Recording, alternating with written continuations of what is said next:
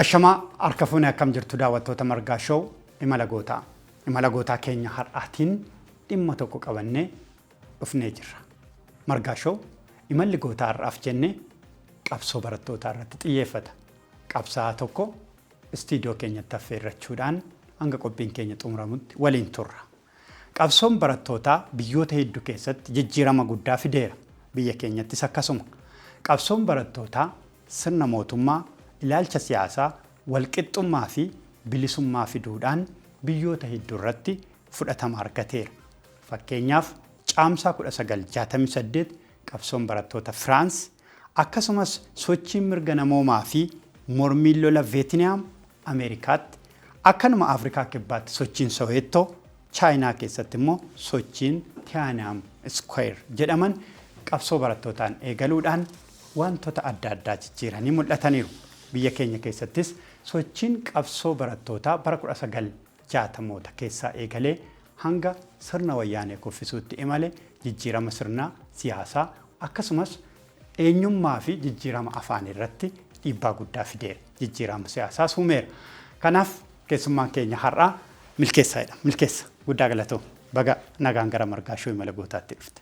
Baay'ee galatoomaa isinillee asitti naaf affeeruu keessaniif guddaa galatooma. Baay'een jaaladha. Yeroo hundumaa miidiyaa kana nan hordofa. Hordofuu qofa otoo hin taane immoo moggaasa maqaa isaa irraa kaasee shawuun baay'ee dinqisiifadhu, baay'ee jaaladhu, baay'ee hordofu, irraas baradhu. Booriifis immoo booree godhadhee yeroo hunda hordofu waan ta'eef carraa argadhee asirratti naaf affeeruu keessaniif guddaa galatoomaa jechuun jaaladha. Tole, ulfaadha. Milkeessaanii? Ani milkeessaa dabaluu wagii urgaa horaa birratti hin seene caffee lolaan jedhama. Kanan dhaladhe godina Shawaa Lixaa aanaa Buunaa Gindabrat ganda guutee Andoodee jedhamu keessatti akkuma ilma Oromoo tokkotti egaa tartiibumaan horii eegaa barumsa barachaa achumatti hin godhadhe. Sadarkaa tokkoffaa achuma mana barumsaa ganda guutee Andoodeetti hin baradhe. Sadarkaa lammaffaa ergan xumuree booda preparaatorii mana barumsaa Dajjaamas Garasuu dhufee Walisootti eessumni kiyya waan achi jiruuf isa biratti hin baradhe. Sana booda gara yuunivarsiitii Haramayaan imalee jechuudha. Margaa shoo imala gootaa yeroo hundumaa gootummaa leellisaa, gootummaa dhaadhessaa siif goonni eenyu? Gootummaan maali? Baay'ee gaariidha. Gaaffiin baay'ee jaalladhudha. Gaaffiin ani yeroo hundumaa eeguudhas waan ta'eef gootummaa jecha tokkoon ibsuun hin ulfaata. Akkasiin jedhe miidiyaa keenan hordofa. Yeroo namoonni hiikatti kennanis nan laala. Goota jechuun nama waan itti dhalateef beekee jiraatu, kaayyoo dhalateef nama beekudha. Mul'ata dhalateef adda baasee nama beekudha. Mul'ata dhalatanii beekuu qofti gahaa miti jedhee namana. Mul'ata dhalataniif beekuu qofti qofaasaa gahaa miti. Maal barbaachisaa? Kaayyoo sana qabachuun barbaachisaadha jedhee namana. Kaayyoo qoftis immoo gahaa miti jedhee namana. Akka kootti namni kaayyoo qabu wantoota gurguddoo shan of jalaa qabaachuu qaba jedhee namana. Tokkoffaa miira kaayyoo qabaachuu qaba jedhee namana. Amma namni qaamisaa miidhame maybe akka barbaadeen socho'u. Namni qaroon qabne gaaras dhooqas suutadhee miira isaatiin to'achaa kan inni deemu. Wantoota dhufu malu hundumaa miiraan to'achaa kan deemu. Namni kaayyoo qabus miira isaa to'achaa deemaa jechuudha. Fakkeenyaaf itti gaafatamaan kee tokko kootu bakka akkasii deemna yoo siin jedhe qajeeltee ododdoo sana hin gahiin kaayyoo kee sana yaaddachuu qabdaa jechuudha. Miirri kee ati kaayyoo akkanaa qabdaa sitti himuu qaba jedhee namana. Kanaaf miira kaayyoo qabaachuu qabaa jedhee namana jechuudha. Lammaffaa abdii guutuu qabaachuu qaba. Namni kaayyoo qabu, namni mul'ata guddaa qabu abdii guutuu qabaachuu qaba jedhee namana. Namni abdii hin qabne waanuma ba'e sanaafuu hin beeku jedhee waan namanuuf jechuudha. Sadaffaa cimee hojjechuu qaba jedhee namana. Cimanii hojjechuun sa'aatii 24 ta'anii hojjechuu qofa miti. Fakkeenyaaf namni tokko konkolaataa bituun qaba yoo jedhe qotee bulaan gaafa hojjetu kumtaala 60 galchee kumtaaluma 60 sana dhuma waxabajjiitti yoo manaa fite cimee hojjete jechuu hin dandeenye. Kaayyoon isaa konkolaataa bituudha yoo ta'e isa keessaa kumtaala 20 san konkolaataa sanaaf yoo kaa'ee dhumarratti walitti qabee konkolaataa sana argachuu danda'a jedhee waan namanuuf baay'isanii hojjechuu qofa yookaan sa'aatii 24 hojjechuu qofa otoo hin taane waan hojjetan sanaaf galmaan gahuudhaaf hojjechuu qabu jedheen amanaa jechuudha. Inni arfaffaan naamusa dhuunfaa fi naamusa sabaati. Baay'ee isaa amma yoo argite naamusa dhuunfaa ofiillee yeroo itti dagatee naamusa hawaasaa yeroo itti gane waan qabuu fi kaayyoo sanallee si dagachiisaa jechuudha. Mul'ata sanallee si dagachiisaa jechuudha. Dhumarratti kaka'umsa dhuunfaa qabaachuu qaba nama. Namni siin jedheef yookaan nama argiteef qofa otoo hin taane ofii keef bakka ga'uuf qabdu sana beektee ga'uudhaa fi of kakaasuu qabdaa jechuudha. Baraak Obaamaa fa'aa ammayyuu argite yeroo dorgoma sana gurraachi hin danda'u yeroo jedhamaa turetti yes we can jechaa turaniin hin dandeenye maaliif hin dandeenyu jechaa turanii jechuudha. Kanaaf isaan kana namni qabate mul'ata isaa qabaata.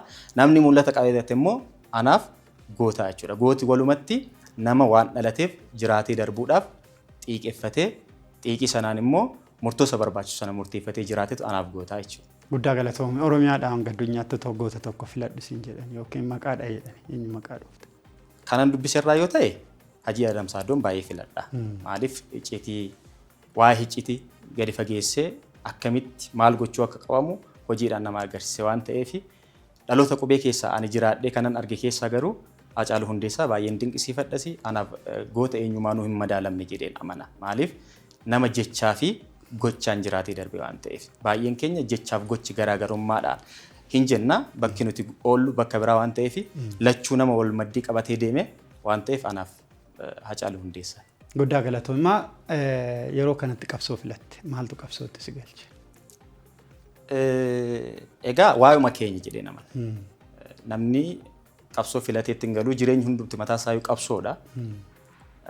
Ganama gaafuma dhalannee kaasne gaafa barnoota filannu qabsoo keessa jirra jedhee namana. Anaaf qabsoon isuma yeroo dhagaa darbannee yookaan qaama uummata keenya falmaa ture sanaan falmine qofa otoo hin taane mormine sana qofa otoo hin taane jireenyi mataa isaa qabsoodha jedhee namana.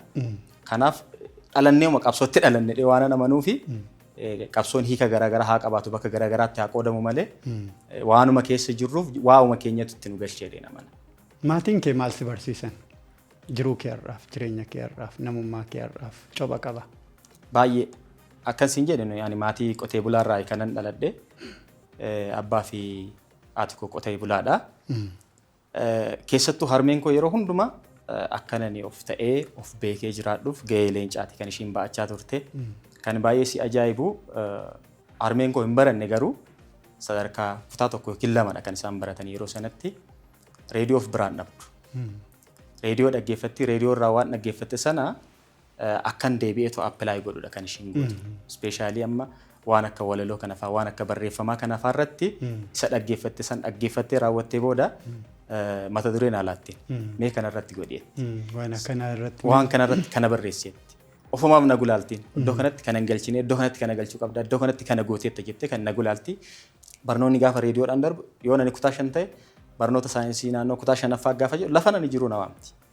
Taa'ee ishee wajjin nan dhaggeeffadha. Yeroo gaaffiif deebiin gaafatamu teessee na dhaggeeffatti. Akka carraa yoo dogoggoree yoo na dhabe waan harkaa qabduun yeroo na rukutulleetti. Egaa isheen baay'een dubbistu siin jedheera mormitti hangattaa jechuudha. Lakki kitaaba irratti akkana jedha. Reediyoo dogoggore malee yeroo jedhee ishee gowwoomsuuf yaala baatu. Reediyoo dogoggore malee. Waan ajaa'ibaadha. Akkam barataa akkamii turte? Gargaarsa akkanaa erga qabaattee barataa akkamii turte? Egaa barataadhuma maqaan dhahamuun ture. Barataadhuma gaarii. Barataa fuuldura jiru. Edda kutaa 12 fixxee yuunivarsiitii Haroomayaa gahuu keen dhagaye.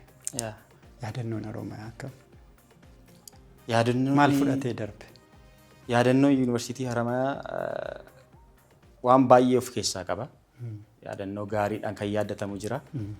Yaadannoon immoo gaddaan illee yaadatamu jira.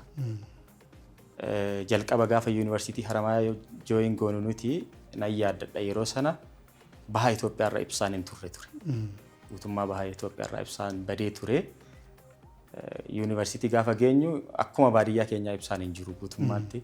Nyaanni nu nyaannu manatti biddeenii fi wantoota waxii kanaan wal qabateedha. Achi gaafa garuu cireen, laaqanni, irbaanni, mokoroonii, paastaa fi ruuzii kana ture. Almost baay'inaan ruuzii ture. Siruma moggaasni maqaa barattoota yeroo keenyaan barattoota siiniyeroota keenya irraa nu kenname mokoroonii baashii jedhamna ture. Achirraa kaasee 2005 akka lakkoofsa Itoophiyaatti jooyin kanan godhe 2006 yaaddattadheen amana.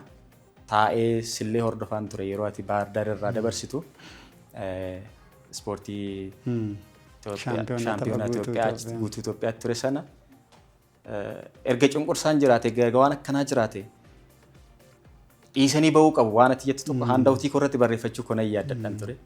Egaa yeroo sanadha keessattuu kan nuti daayiv goonee keessa galle jechuudha.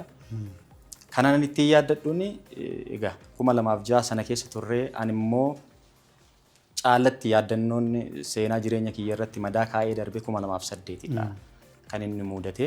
2008 sadaasa 12 Giincitti barattoonni hiriira nagaa bahuu isaanii dhageenye.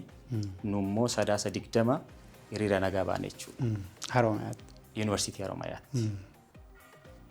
Ganama almost 11:45tti kan nuti baane haga naannoo 3:45 waan akkasitti goodaadhuma lafti keenya lafee keenya Oromoo muummicha ministeeraa ta'uu qaba jechaa turre jechuudha. Sana booda yeroo sana viidiyoon vaayiraalii bahee tokko tureera yoo argitan ta'e isteediyeemii keessa warra fiigan keessaa tokko turre. Nu ari'anii doormiin nu gahanii yeroo si kanaan rukutame.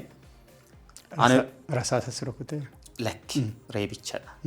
Gamoo sadaffaarraa kana darbame. Kanan daganne keessaa lafatti lafaa ka'uudhaaf tattaafachaa kan ture nan yaadadha.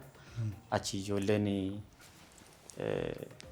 uffata maal jedhama fannoo diimaa uffatan san dhufanii otoo nuun kaasiin dura federaala haa ta'u hagaazii hin beeku walii adda baase miilaan akkas na gaggaragalchanii do'eera dhiisi deemi xiyyitiin balleessin jechuu sana dhagaa afaan Amaariffaanii achi nu fuudhanii kilinikni mooraa keessa tureera kilinika mooraa galle yeroo sana miilli koo kun akka malee dhiitee waan tureefi uffata kiyya asitti kutanii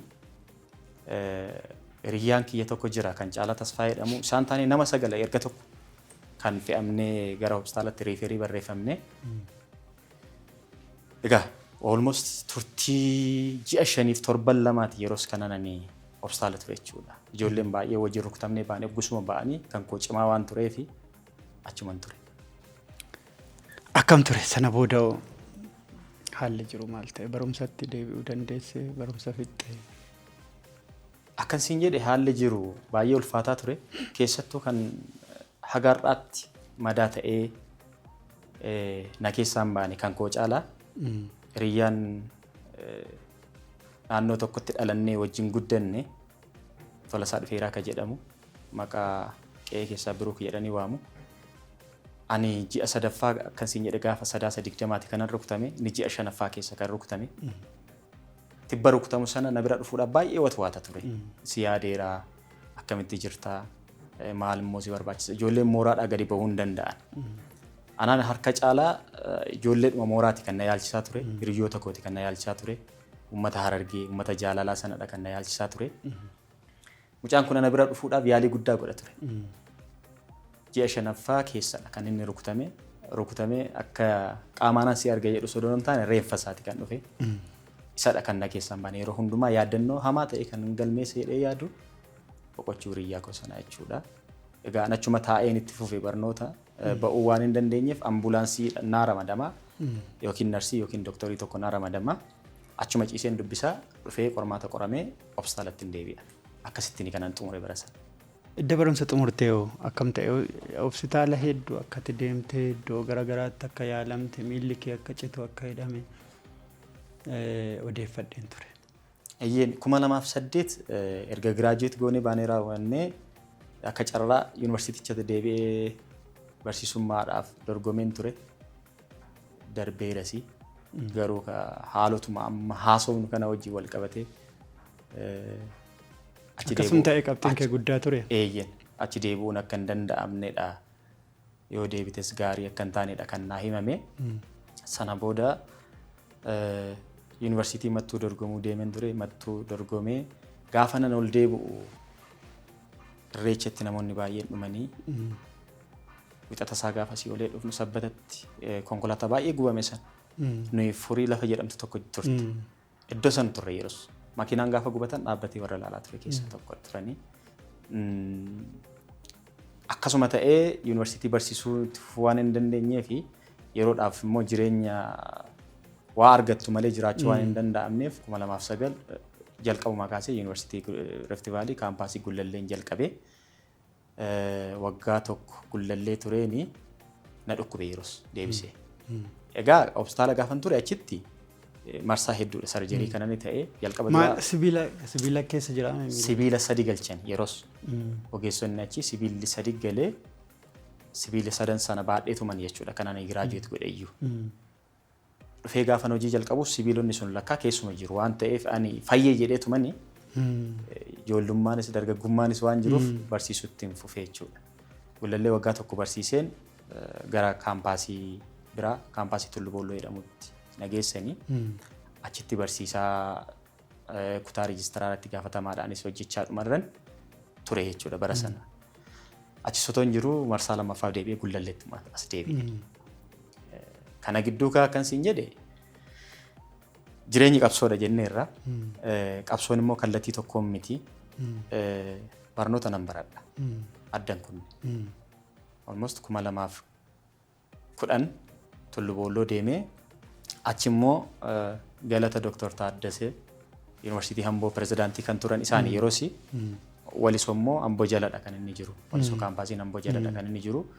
Barattoonni keenya naannoo san jiran carraa akka argataniif baay'ee muummeewwan baay'een akka banamu kan taasisan isaanii yeroosi. Anis odeeffannoo sana gaafan dhaga'u Yuunivarsiitii Amboo damee walisoo sana deemeen maastersii koo galmaa'ee jechuudha. Waggaa lama achitti baradhee maastersii jalqabaa information technologyidhaan achirraa eebbifame. Sana booda ol deebi'ee Gullalleetti. Gullallee reejistiraarii heedii ta'ee otoo hin dalagaa jiru carraan barnootaa ammas achi keessa sin barsiisa waan ta'eef MBA baradhe. MBA achirraa eebbifamuu danda'e. Achuma keessa otoo hin jiruuti kan waggaa lamaan darbe kanaan dhukkubsadhe. Waggaa lamaan darbe dhukkubsadhee gaafan dhaqee kilinika adimiit godhu hospitaalatti riiferii naa barreessanii hospitaala gaafan deemu keessa sibiila 3 jira siin jedheera. Sibiilonni 3 sun lakkana nyaachaa turan keessa kiyya. Ammuma sarjerii ta'uu qaba jedhanii sarjerii salphaa gaggeeffama jedhee doktorichi gaafa eeyyamu tolennee galle akka yaadne sana hin taane.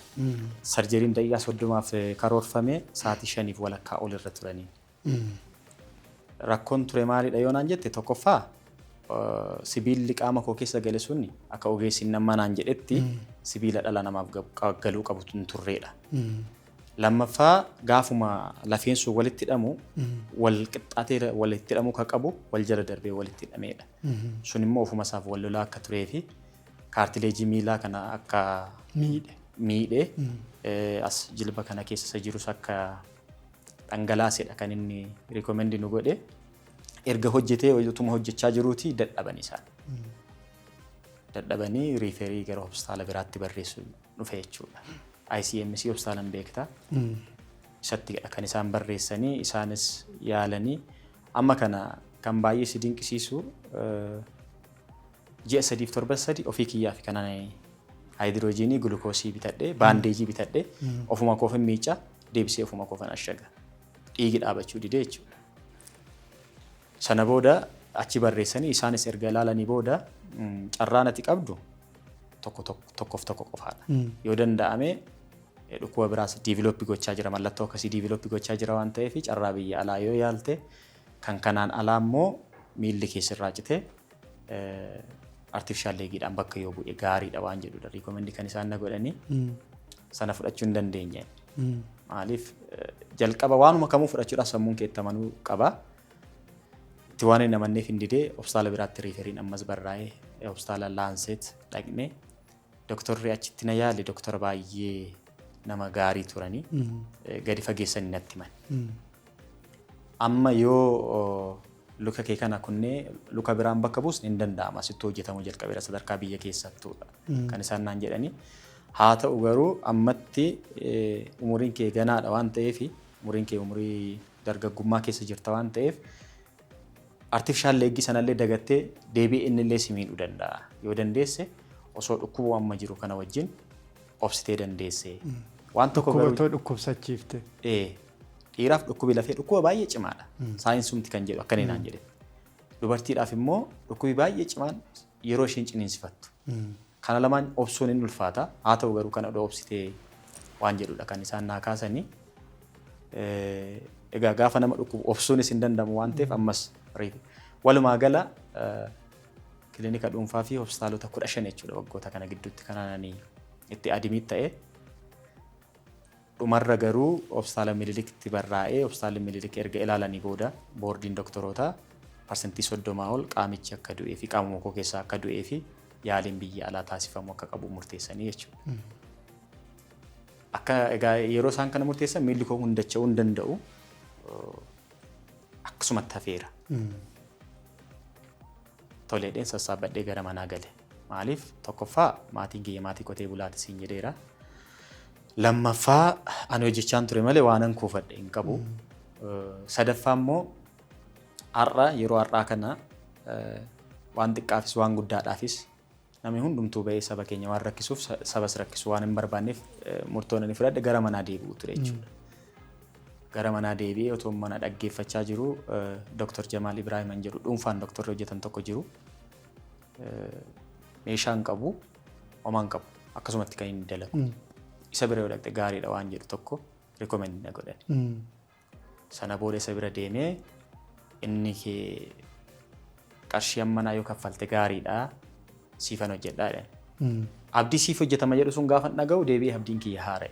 Maaliif hospitaalotaan amma naannoo isiin jedhu kan hundumatti kan naaf himamu abdii miti. Carraatti deebitee sarvaayiv gochuu miila keetiin dhaabbachuu hin dandeessu waan jedhuuf jechuudha.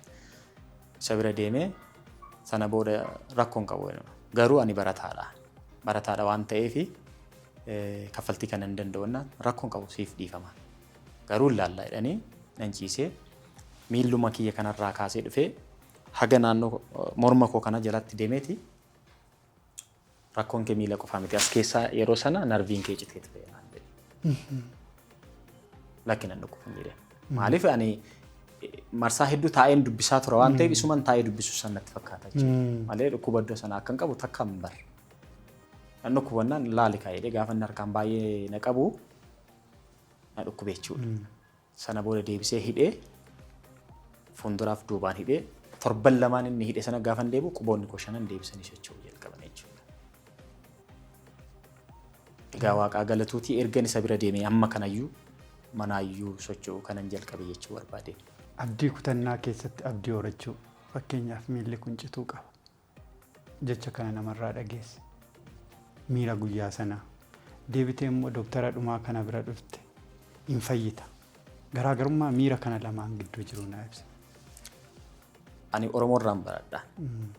Oromoon yeroo tokko ol bahaa, yeroo tokko gad bu'aa, yeroo tokko badeedhama, yeroo tokko deebi'ee ka'a, yeroo tokko harka isaatii ba'a, yeroo tokko harka isaa galaadha. Miti kan inni as gahe. Baay'een baradhaan isaarraa. Isa qofaa odoo hin taane immoo wanti namaaf hin danda'amne waaqayyoof ni danda'ama kan jedhu sammuun koo ni amana yeroo hundumaa. Dhugaa qaba. Otoon dhugaa qabuuti kanan miidhame.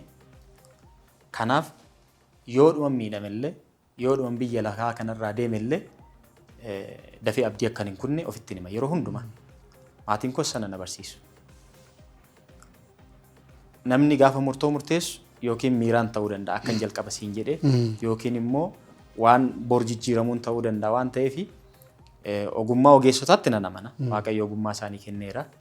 Garuu ofii koof immoo hamma dhaqee waan dhumutti abdii kutuu akka hin qabne waan ofitti himuu fi yeroo hundumaa dafee akkan abdiin kunne nan amana jechuudha. Kanaaf gaafa isaan haasa'an nan fudhadha garuu keessa kootti hin fudhadhu. Isaan mufachiisee hin beeku. Ogeessota fayyaa kamuu gaafa na yaalan takkaa mufachiisee hin beeku. Murtoo isaan murteessan nan fudhadha. Erga isaan murteessanii raawwatanii booda ofii koo fudhachuudhaaf of koo faana haasa'an. Isa isaan irraa fudhadhe garuu sammuu koo deebisee yoo fudhachuu gaafa didu murtoo biraan deebisee fudhadha jechuudha. Sana keessa taa'een kanananii sitti meera waggaa 10 kana keessatti waaqayyo na gargaaree karaa barnoota baay'ee baradheera. Isa si gaafachuufan jira. Fakkeenyaaf amma namni waan xiqqoon dadhabbiin xiqqoon mufaatiin xiqqoon fakkeenyaaf amma namaan jecha walitti dubbattee illee nyaata iyyuu dhiisuu hin jira. Amaakkaruu, diduu, abdii kutachuu,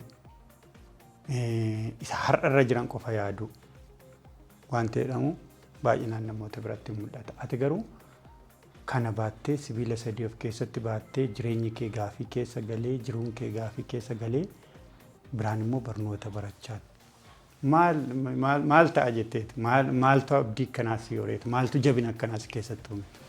Jabaan waaqayyoodha. Yoo waaqni si gargaare malee asoosama fakkaata. Gaafa haasofnu anu yeroon haasa'u asoosama fakkaata. Akkan siin jedhee dhukkubichi hin cima. Dhukkubi lafee dhukkuba baay'ee cimudha. Kana keessaayyuu immoo osoo dhiigduu sibiilli keessa kee jiru sun ofiisaaf osoo wal loluu baatanii deemuun hin cima. Garuu hammam dukkanaa'uyyuu ganama deebi'ee bariin akka jiru nan amanaa. Isa qofa osoo hin taane immoo amma lubbuun koo na keessa jirutti immoo waa buusuu qaba kan jedhu sammuu kootti nan himan. Rakkina keessa taa'anii barachuu qabsoo dhadhee naman. Anillee yoo waan sana firii isaa sana jiraadhee irraa nyaachuudhaa baadhee yoo dadhabe illee dhaloonni akka koo dhaloonni umurii kiyya jiran irraa baratuu laata jedhee yeroo hundumaa waan yaaduu fi inni obsanatti toraan. Lammaffaa nuyi gaafuma guddannu maatii qotee bulaa siin jedhe filannoon keenya barnoota qofa. Akka ammaa kana sooshaal miidiyaa irratti beekamanii galii argachuun daldala keessa galanii daldala hojjechuun waan akkasii keessa kiyyeeyyuu hin turre. Kan keessa koo jiru tokkoof tokko barnoota. Kanaaf filannoo tokko qofa gaafa qabdu kan itti deemtu filannuma sanaan jechuudha. Kanaaf yoo danda'ame carraan deebi'anii sarvaayiv godhanii jiraachuun jiraate barnoota sanaafuu ofirra darbee dhalootaafuu hawaasaafuu akka sabaatti bu'aa buusuu hin danda'a jedhee waan amanuuf yeroo hundumaa barachuun filannoo kooti. Yoo dadhabame immoo seenaadhuma koorraallee dargaggoonni akka koo ijoollonni nu booda dhufan dhaloonni booda dhufan baratu jedhee waan amanuuf jechuudha. Kanaan sanarratti xiyyeeffadhu. Guddaa galatoomi. Mee kan biraa kitaaba akka barreessiteen quba qaba. Mata dureen kitaaba keetii Xalayaa Koodha. Maaliif filatte? Xalayaa kana eenyuuf barreessite? Gadi fageessa isaa hundi yoo dubbisee argee natti tola. Garuu amma akkan amma siin jedhe sana xalayaa koo jechuun ergaa koo jechuudha. Ergaa immoo nama jaalataniif kan ergan. Nan beekaa kanaan dura yeroon yuunivarsiitii jiru haaluma sana keessa taa'ee kitaabota barreessuudhaaf yaaleera. Fiilmii tokko fiilmii dhiiga dhangala'ee jedhuu fi kan amantiiti waldaadhaafan kenne. Kitaaba tokko immoo kitaaba siidaa seenaa kuusaa walaloo barreessuu danda'eera yeroosi. Amma garuu mata duree baay'ee ho'aa namni eegu jechoota filadhee gochuu nan danda'an ture. Kana ni barreesse otoon baay'ee dhukkubsadhuuti otoo dhiigi koo dhangala'uuti. Asii dhiiga koo dhiqachaa gaafa immoo sun narraa tasgabbaa'u as deebi'een laaftoppii koo wajjin odeessaan. Sana gochuun anaaf tokko dhukkuba dagachuudha. Dhukkuba koo nan dhagaha malee dhaggeeffadhu. Yeroo hundumaa dhukkuba koo nan dhagaha malee dhaggeeffadhu. Dhaggeeffadhees hin beeku. Waan amma jenne hundumaafuu milkaa'ina kan naa ta'e isa sana jedhee nama. Gaafan immoo asii laaftoppii kiyya wajjin odeessu immoo ergaa kanaan ofitti odeessaan of kootti. Ergaan kun waa'ee kiyya, waa'ee keenya. Ergaan kun immoo warra koo bira yoo naa ga'e gaariidha jedhee waan amanuuf xalayaa koo jedhe jechuudha. Gaafa dubbifatan eenyuuf akka ta'e adda baafatanii baru jedhee naman. Baay'ee gaariidha. Anamma dhaloota baay'ee dubbisaa hin qabnu. Gaafan akkana zeeroodha jechuu koo miti. Garuu waan ergaan namoota gurguddoo, ergaan barreessitoota gurguddoo, ergaan qabsaa'ota gurguddoo, ergaan namoota siyaasaa gurguddoo, ergaan bulchitoota gurguddoo yoo karaatti citu argaa jirra. Dubbisuuf dhaloota wal bira qabinaa kaasi.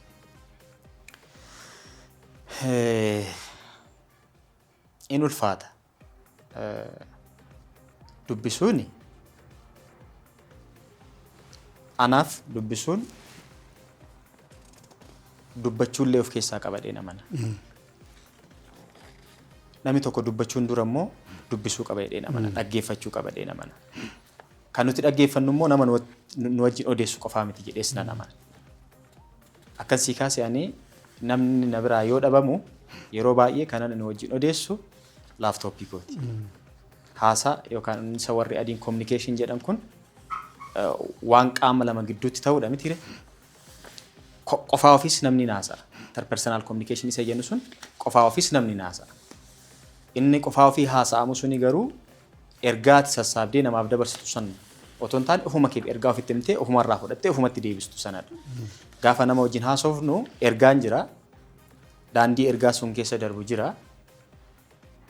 Ergaan sun immoo qindaa inkoortaadha Ingiliffisa. Sana booda miidiyeemii wayii keessa deemee dhaqee namicha bira ga'a. Namichi ergaa sana erga fudhatee raawwatee booda hin hiikkata ergaa sana otoo hin deebisiin dura. Hiikkatee dugda duuba deebisa. Qaama lama gidduu jira jechuudha. Gaafa dubbisnus akkasi. Kitaaba callisneetuma maaltu jedha isa jedhu fakkeenyaaf mata dureen isaa xalayaa koo yoo jedhe xalayaadhuma koo jedha odoo hin taane xalayaan koo kun maal qaba jedheen wajjin odeessaa jechuudhaan kitaaba wajjin. Kanaaf har'a yeroo nuti keessa jirru kun yeroo miidiyaa hawaasaa ta'uunsaa akka nuti dubbisaa dhabnu taasiseera laata jedheen yaada. Kuni yaada kiyya. Haa ta'u garuu akkuma atu kaaste namoonni dubbisan immoo jiru. Namoonni kitaaba wajjin haasa'an seenaa darbe namoonni beekan har'a kan ilaalanii fi borurra darbanii immoo boru maaltu dhufadhanii illee warri tilmaaman warra kitaaba wajjin odeessan waan ta'eef dubbisaan xiqqaatuyyuu dubbisaa gaariin immoo jiruu laata jedhee naman. Dubbisaa gaariin jiruu laata jedhee namana. Furmaanni guddaan dubbisuun dirqama dhaloota kamiiti jedhee namana. Yoo dubbiste kaleessa kee beektaa har'a keellee laallatta boruu kee immoo tilmaammattaan. Namni boruu isaa tilmaammatee hin deemne waanuma har'a ho'ee qilleensa olii gadi facaasu wajjin faca'u haala kanaa itti fufataanaan sodaa guddaan qaban. Barnoonni ani baradhee barnoota teekinooloojii wajjin wal qabatu siin jedheera. Digirii jalqabaa sooftiweer injineeringiidha kanan qara'ee isa ammaas information teekinooloojiidha maastersii duraa kanan baradhee waan ta'eef naannoo teekinooloojiin jiraan. Sodaa guddaas nan qaban. Garbummaa guddaan dhaloota keenyatti dhufaa jira laata. Waanuma harkaa afaanitti argannu qofa waan har'a ittiin uffanneef qofa waan har'a ittiin namni nu beekeef qofa inni nuti irratti yeroo keenya dabarsisnu garbummaa hamaa dhalootatti fidaa laata. Siruma akka kootti qabsoo guddaan irratti dammaqamuu qaba jedhee yaadu gara kana waan ta'eefan dubbisuu odoo maatiin kamu aadaa godhatee irratti yaadessa jedhu sun kaasuu barbaadeen. Baay'ee gaariidha. Ati nama teekinooloojiitti dhiyooti. Teekinooloojiin kun immoo addunyaa kana bituuf deema. Teekinooloojii fi duudhaa hawaasichaa, teekinooloojii fi jiruu hawaasichaa wal bira qabnee yoo akkamitti ilaalla. Fakkeenyaaf addunyaa kanarraa yoo fudhannee biyya akka Hindii eenyummaa isaanii otoo hin gatiin guddatan. Eenyummaa isaanii qabatanii cichanii guddatan. Biyya akka Turkii immoo eenyummaa isaa gatanii guddatan. Jarri lachuu guddataniiru. Garuu har'as garaagarummaan Hindii fi Turkii gidduu jira. Mee dhaloota kanaaf teekinooloojii duudhaa Oromoon qabuu fi teekinooloojii wal dhiibamoo wal dhiisa? Guddaa galatoomne. Kunis gaaffii baay'ee gaariidha.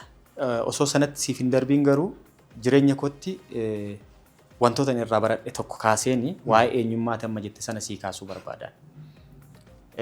Ani barsiisaan ture waan ta'eef barattoota koo yeroo hundumaa gaafan barsiisu waanuma naannoo keenya jiran sadirraan fakkeenya fudhadhee isaanitti himan.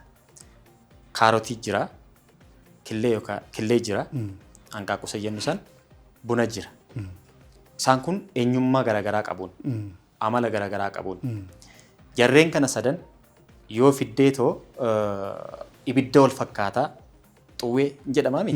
Xuwwee wal fakkaataa fudhattee ibidda wal fakkaataa bobeessitee bishaan wal fakkaataa safartee keessee jarri kun gaafa jireenya kana keessa yookaan haala kana keessa galan amala garaagaraatti fidatanii kan isaan galanii. Haa ta'u garuu jalqaba killee yoo fudhatte baay'ee sensitiiviidha. Qabattee akkatti qabattee deemtu iyyuu beekta waan ta'eef jechuudha. Sensitiiviidha. Yoo walitti bu'e iyyuu ofiif wal cabsa. Kaarotiin cimaadha. Halluu bareeda qaba, cimaadha. Bunni qola qaba. Achi fuudhamee qolli isaa sun irraa ba'ee aduu keessa taa'a. Aduu keessa turee raawwatee gabaatti dhiyaata. Gabaarraa bitamee gala. Ammas keessaa filatama. sana booda miicama gadi qabee miicama erga miicamee booda hin akaama akaamee booda hin tumama sana booda kan inni deebisee ibidda sansaa yaabu. Kana ta'ee garuu amala kana qabatanii dhufaniit inni dura laafaa tures inni dura jabaataa tures inni akkasitti tumamaa ture sunis erguma tokko ibidda wal fakkaataa keessa gaafa seenanii daqiiqaa 15 fi erga turanii booda amala garaagaraa qabatanii ba'u. Tokkoffaa killeen baay'ee sensitiivii ture sun jabaa ta'ee ba'a. Jabaa ta'ee waan ba'uu fi amala baay'ee sodaachisaa tokko qabatee ba'a jechuudha. Warra naannoo isaa jiruufillee hin na'u warri amala akkasii jijjiiramee ba'u. Waan kaleessa keessa ture sun laafaa akkamiitu akka ture sun illee yaaddatu isa kaleessa ofiif walitti bu'ee ofiimaaf wal cabsu sun dagatee akka abba barbaadetti yoo buuste homaan ta'u. Kaarotiin kaleessa otoo homaan argin jabaa ture sun gaafa waa argu baay'ee laafaa ta'a. Eenyummaa isaa san dagataa jechuudha. Bunni garuu akkas ta'ee jireenya akkasii sana keessa darbee dhufee bishaan gala miti. Bishaan galee amala bishaanii jijjiira. Ofii jijjiiramoo otoo hin taane amala bishaanii jijjiira. Bishaan ofiisaaf halluun qabu dhandhama hin qabuudhaan beekna miti. Bunni gaafa galee garuu dhandhama godhata halluullee godhata. Kanaaf namni amma gaafa si waamu koottu kaarotii nyaannaa jedhee si waamu. Koottu killee nyaannaa jedhee si waamu. Maal jedhee si waamu? Koottu buna dhugnaa jedhee si waamu. Gaafa si eebbisu bunaaf nagaan dhagbiin jedhee si eebbisa abboonni keenya. Kana maaliif kaaftee yoo naan jette jireenyi itti dhufaniituma itti seenaniif qofa miti laallachuu gaafatan. Hawaasni keenya safuu qaba, duudhaa mataasaa qaba. Teekinooloojiinis amala mataasaa fi duudhaa mataasaa qaba. Teekinooloojiin amma baay'inaan kan dhufaa jiru kun eenyummaa nama baay'ee dagachiisaa jiran. Safuu hawaasaa dagachiisaa jiran. Hawaasni keenyas kan isaan laalanii kan isaan harka rukutaa jiranii fi akkasiin jedhe waanuma waa argamsiisaa jiruu fi laaleeti malee safarri safuu cabeeraayii safarri safuu sana daangaan safuudha kaa'ame eegameeraa isa jedhu sun quban qabu jedheen amana baay'een keenya daganneerra jedheen amana. Walumaa gala teekinooloojiin yoo haalaan itti fayyadamne yoo sirnaan qabanne waa hundumaayyuu ittiin jijjiiramuudhaaf baay'ee gaariidha. Jireenya ikoonoomii keenya jijjiiruudhaaf gaariidha. Ariitiidhaan waan barbaanne bira gahuudhaaf gaariidha. Dafnee xumuruudhaaf. Kun hundumtuu akka faayidaa qabu immoo miidhaa sana of hin eegganne taanaan safuu bira darbee eenyummaadhuma keenya illee balleessuu danda'a jechuudha. Kanaaf hawaasni keenya gaafa teekinooloojii fayyadamu amaloota kaarotii sanaa fi amaloota killee sana dhiisee amala bunaan yoo fayyadame gaariidha jechuu barbaade. Baay'ee gaarii. Kan biraa gama siyaasaatiin qabsoo siyaasaa keessatti bu'aa argamu irratti yaadni adda addaan ka'a yeroo baay'ee. Fakkeenyaaf amma sirni akkasitti fooqii sadaffaarraa qabee gadi nama darbatu waanuma salphaatti dagatamullee miti. Namni keenya baay'eensaa waan kaleessa dabarse dafeet irraanfata. Waan kaleessa ofirraa gatuudhaaf dhama'e dafeetu irraanfata. Kaleessa irraanfachuun kun eenyummaa keenya gara fuulduraa irratti dhiibbaa qabu. An akka kootti dhiibbaa guddaa qaba jedhee yaada. Keessattuu ija namaan laallee gurra namaan dhageenya taanaan dhiibbaa guddaa qabaa jedhee nama. Daa'imni gamni waan argate harkatti qabatee boo'amoo maal jedhu. Kamis haa ta'u kam, kamis deeggarbi, kamis mormii baay'inaan yoo waan argatte sana itti yaaddee ofii keef isa namni sii kenne isa namni siin jedhe sana odoon taane ofii keef itti yaaddee ofii keef itti xiinxaltee hin taane taa'ee ija namaan ilaaltee gurra namaan dhageessee goota taanaan fuulduratti balaa guddaa qabadee nama. Balaa guddaa qabadee nama. Kan biraa qabsoo keessatti wal galateeffachuu qabsoo keessatti beekamtii walii kennuun tarii bu'aa qabsoo keenyaaf akka kan kennine nu dhoowwee laata. Akka ilaalcha kootti eeyyan. Amma baay'inaan fiilmii warra adii irraallee wanti nuti barannu waanuma xiqqoo sirraa biteeti namni sirraa bite hin kennineefati. Sirraa biteeti guddaa galatoomi siin jedhee ba'an. Kan keenya garuu baay'inaan haga argitu si galateeffachuu caalaa si ceepha'uutuun afaan isaatti dursa. Sun immoo isuma gaarii hojjetu mataa isaallee hin dogoggorsaa laata jedheen sodaadha. Nama tokko hataa jira yoo ta'e hattu yoo ta'e ittuu cima. Garuu inni amanamaadha. Kottaa birrii guddaa itti kennaa jettee yoo itti kennite osoo hin jaalatiin amanamaa taa'ee nama. Sana jechuun wal galateeffachuun caalatti akka hojjetaniif nama kakaasa. Yoo balleessaa jirtallee ta'e namni sun na galateeffachaa jira akkamittan balleessa jettee akkatti deebitee of laaltullee si taasisa jedhee waanan amanuu fi wal galateeffachuu dhiisuun faayidaa qaba dheeyyaa. Baay'ee gaarii. Dhaloota har'aa kanaaf dhaamsati qabdu maali? Fakkeenyaaf ammayyummaan jira eeyyeen gaariidha. Ammoo ammayyummaan uffannaa, ammoo ammayyummaan filannaa, dibannaa qofa ta'ee yeroo mul'atutu jira. Waan itti guddanne, waan itti dabarre, waan itti dabarsine akka boodatti hafummaatti ilaaluun illee hin jira. Dhaloota har'aaf dhaloota kaleessaa mee wal bira qabinaa kaasi. Dhaloonni kaleessaa dhaloonni nu dura jiran dhaloota kaayyootii jedhe nama. Dhaloota kaayyoo, dhaloota waan ba'aniif ofii isaaniif murteeffatanii beekan. Isa ba'aniif sana immoo lubbuu isaanii kennuun yoo isaan barbaachisellee dhaloota lubbuu kennanii iddoo sana gahan jedhee ni yaada. Kaleessa hin jiraanne ani dhaloota har'aati.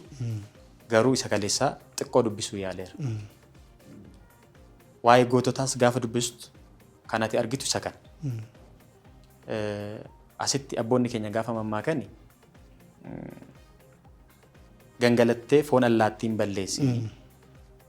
Watwaattee maqaa gootaa hin balleessi jedhuun. Gootonni kaleessaa maal akka ta'an keessa jiraadhe yoon beekuudhaa baadhe yoon seenaa isaanii balleessuudhaa baadhe gaafuma dubbiftu mataasaa ofii keetti haamlee haaraa horattaan. Kaayyoo haaraa horattaan. Jiruu haaraa akka jiraachuu qabdullee horattaan. Dhaloonni koo ana dabalatee dhaloonni ani keessa jiru garuu waanuma ifa xiqqootuun goyyomsaa oolanatti fakkaate. Namni fageessee laalle namni boruusaaf hin yaadne eenyuma haa ta'u eenyu isa aangoo qabu haa ta'u isa aangoo hin qabne ofirra darbeet aarsaa guddaa saba kaffalchiisa jedhee namanaan. Kanaaf jara lamaan waliin madaaluun akka kootti waanan isaan garanaa keessa jiruuf natti ulfaatus gad taa'ee dhaloonni har'aa osoo seenaa isaa kaleessaarraa abboota kaleessaarraa barate. Gaafaan akkas jedhu garuu abboonni kaleessa waa hundumaa gaarii hojjetan jechaan jiru. Namni qorannoo gaggeessu tokko waan biraa miti kan inni godhu. Irra deebi'ee hojjechuudha miti riisarchii gaafa jennu irra deebi'ee hojjechuudha miti. Cimina nama kaleessaa keesseeti cimina nama kaleessaa lakkoofteet nami kaleessaa sun dadhabbina maal qaba isa jedhu sun erga yaaddee booda kanatti riisarchii hojjettu yookaan qorannoo kanatti gaggeessitu. Kanaaf dhaloonni keenyas isa kaleessaa sana cimina namoota abboota keenyaa sana barate har'a dadhabbina isaaniirraa sirreessee otoo jiraate caalatti egereen saba keenya egereen dhaloota keenya gaariidha jedhee yaada.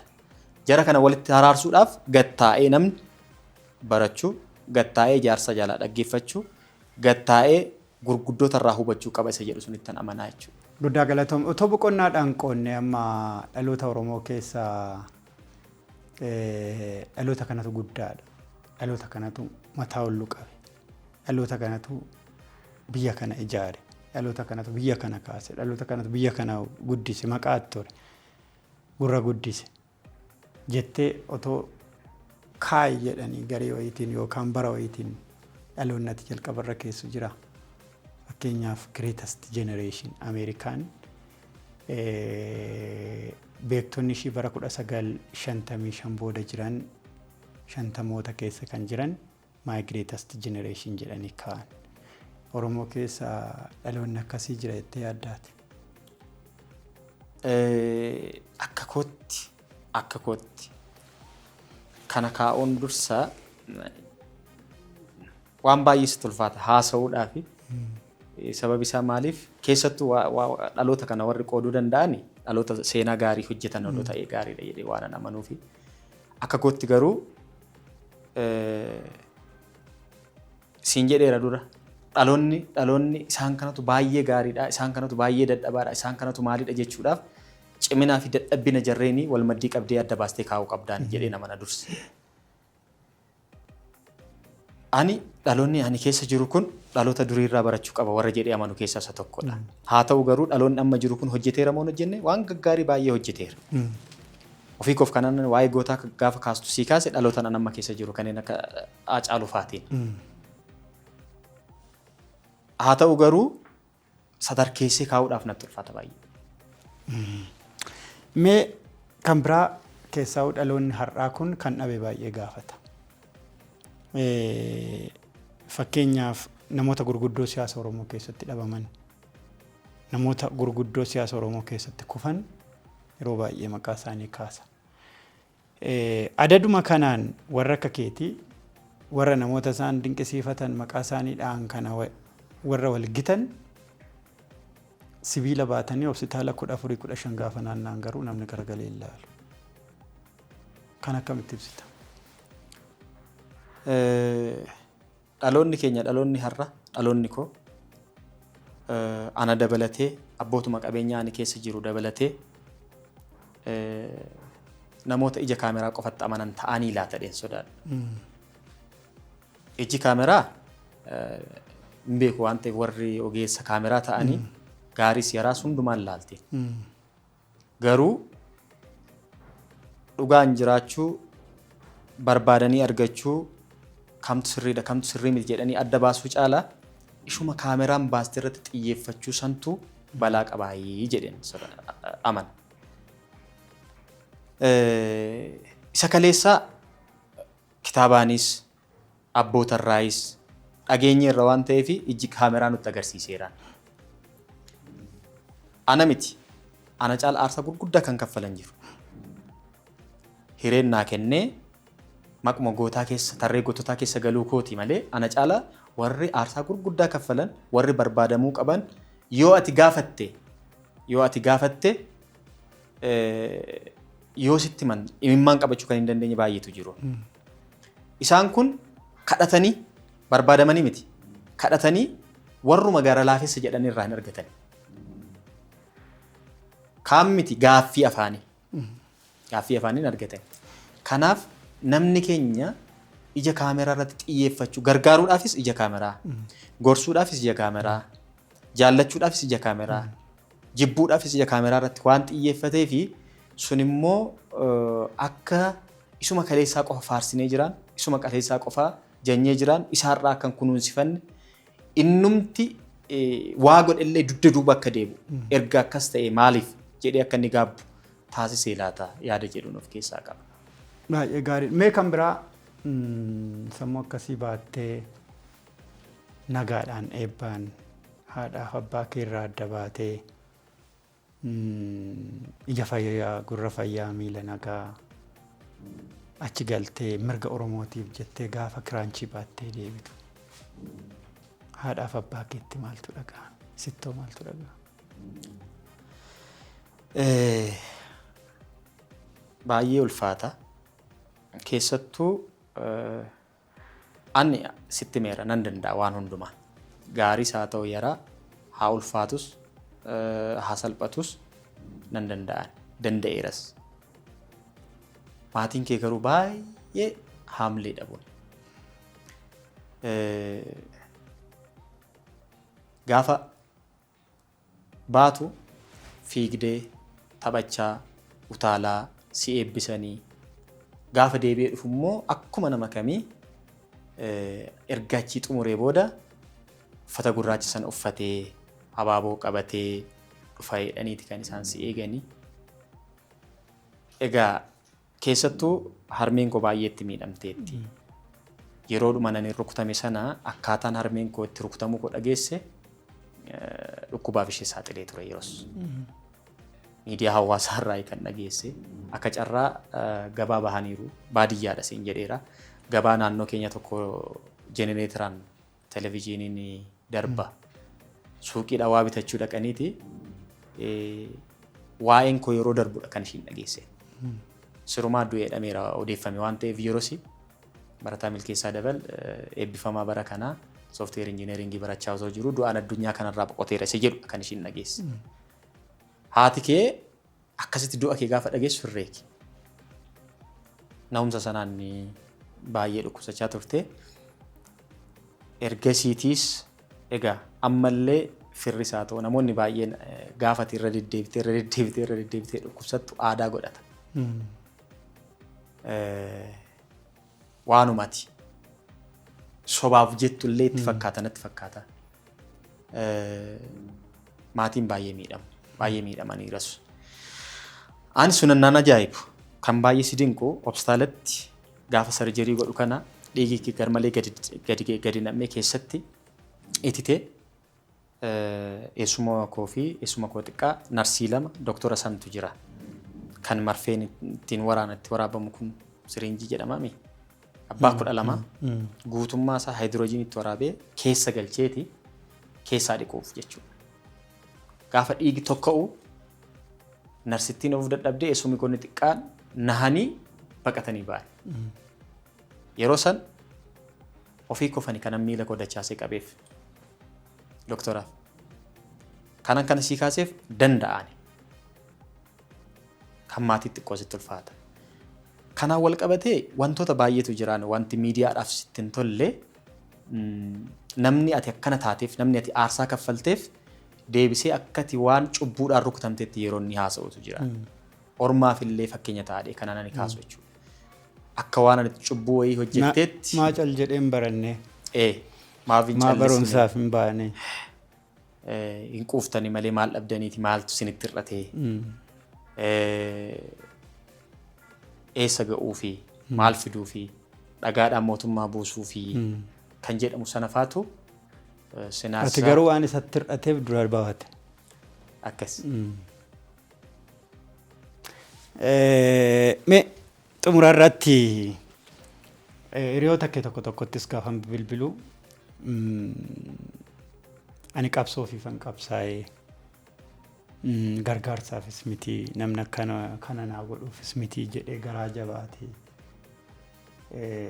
jedhanii jabina kee nattaasaa turanii namni eenyuuf qabsaa? Qabsoon hoo maali? Guddaa galatoon. Jalqaba sii kaaseera qabsoon ofiifi. Namni namaafan qabsaa'ee sabaafan qabsaa'ee eenyuufan qabsaa'ee jedhu maybe akkasaatti sirriidha jedhee naman akkasaatti. Akka kootti garuu namnuu kan qabsaa'uu qabuuf kan falmuu qabuus kan dubbachuu qabuufis ofii isaatiif. Namni nama tokko hubachuu danda'e yookaan ofsaa sirriitti hubachuu danda'e rakkina isaa hubachuu danda'e rakkina nama baay'ee sanaa hubachuun ittiin ulfaatu. Namni nama tokko hubachuu hin dandeenye ofsaa hubachuu hin dandeenye garuu rakkina saba bal'aa rakkina nama miiliyoona 70 80 60 hubatadhee yaadu hubachuus immoo hin danda'u.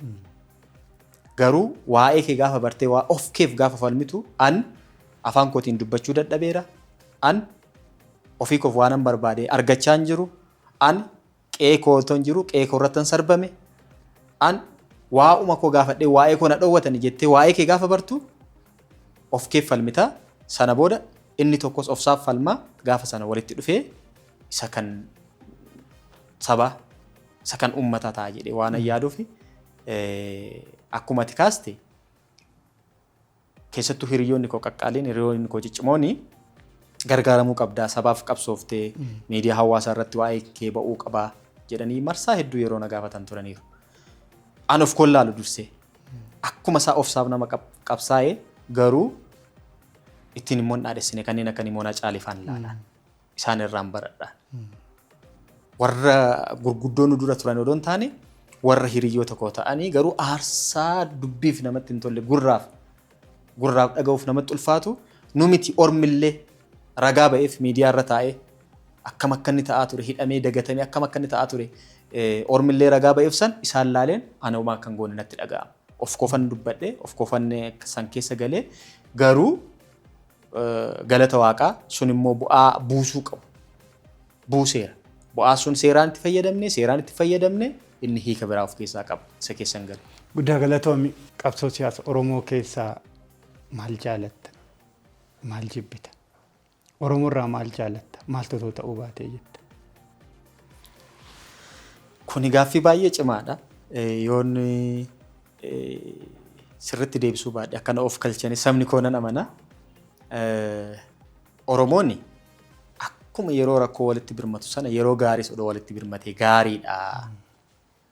Yeroo rakkoo bahaa dhiyaa kaabaa kibbaa walitti birmatee akkuma wal leellifatee wajjin jedhu san gaafa haalli ta'eefis barri toleefis osoo ijas gurras waliif kenne gaariidha. Yoo akkas ta'e gaariidha jedhee naman. Gaafa beelaas gaafa quufaas. Yoo sitti toles yoo sitti bades yoo argattes yoo dhabdes inni sun gaariidha jedhee naman. Lammaffaa Oromoorraa maal jaalattaa yoo jette Oromummaan jaaladha. Oromummaan hiika maaliinuu ibsamuu hin dandeenye waan ta'eef. Isa jala sabboonummaa jira. Isa jala eenyummaa jira. Isa jala gootummaa jira. Isa jala haqummaa jira. Isa jala kabaja jira. Isa jala safuu jira. Isa jala sirna guddaa jira. Sirna eenyumtu kalaquu hin dandeenye. Haga barbaade riisarchiin barbaade yoo irra deebi'ee hojjetame sirna irra deebi'amee hojjetamuu hin dandeenye jira. Kanaaf Oromummaan jaaladha. Maal jibbitaa yoo jette immoo hundarra yoo ta'uu baate muraasarra waltuffiin jibba. Otoo waltuffiin dhibee otoo ilaa filaameen jiraate wal dhageettiin jiraate eessa akka geenyu nama miti rabbi qofa beekee yaada. Guddaa galatoomiin xumuruudhaaf jirra. Kitaabni kee kun an ofii kooti amman dubbisutti ariifadheera. Xalayaa kooti kitaaba jedhu kana yoom qaqqaba yoom nama bira ga'a akkamittiin namatti baaftaa? Ulfaadhu kitaabi koo xalayaa koo kan jedhu kun yoo fedha rabbii ta'e yoo jiraanne hagayya 24 bara 2018 akka biyya keenyaatti yookaan immoo Oogustii 30 2026 bakkuma namoonni argamanitti bakka Oromoon jiranitti ni eebbifama jedhee yaada.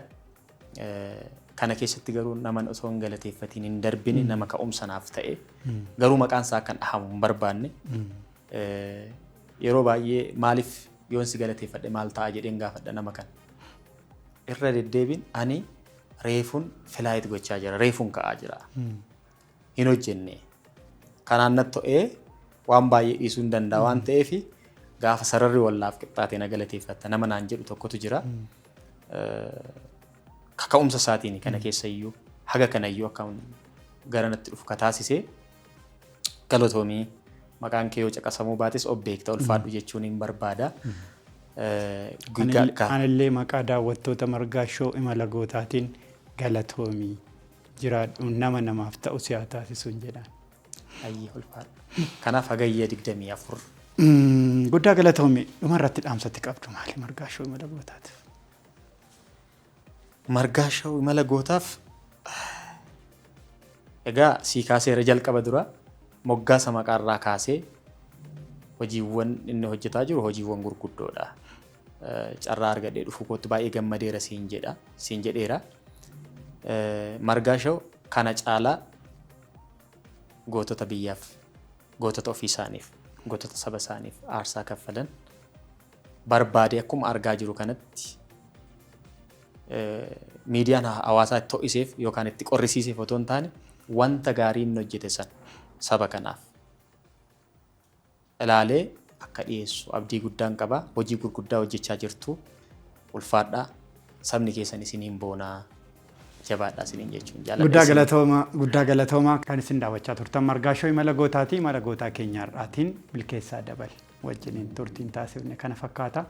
Torbaan qophii biraatiin walitti deebina waan nu daawwattaniif guddaa galatooma fayyaa ta'a. Torbaan nagaa isin haa ta'u.